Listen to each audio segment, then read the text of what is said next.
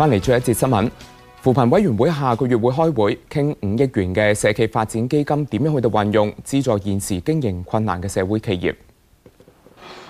房委會喺油塘嘅新商場提供23個較低租金嘅鋪位，指定租俾小商戶同埋社企。政府話，除咗資金，亦都有多元化嘅方法去支持社企。例如有舉辦過社企嘅展銷會啦，有響年宵啦、花市啦等等嘅大型甚至工展會咧，係有啲社企嘅攤檔。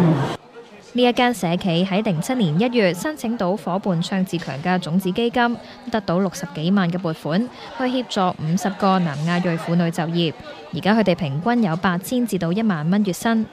租金嚟講咧，對於我哋社企咧，其實都佔30%嘅嚇喺我哋成本裏邊。咁所以如果我哋覺得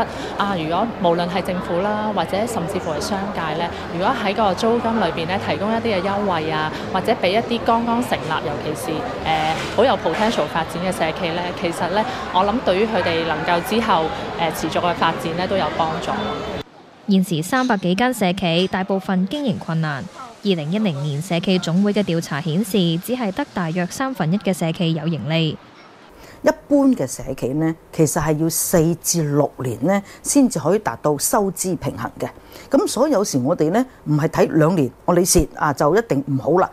即將成立嘅社企發展基金，政府計劃以借貸形式撥款，但有學者認為經營者都係弱勢社群，就算執咗笠都冇能力還債。咁政府可能係一個帶頭作用，譬如俾一筆錢去或者係資助佢嘅，去做幾年生意，咁有個盈利嘅記錄，咁佢就比較容易啲咧喺私人市場去融資。佢話政府唔應該長期支持社企，就算社企有錢賺，政府都應該俾私人市場去做。無線電視記者黃曉瑩報道。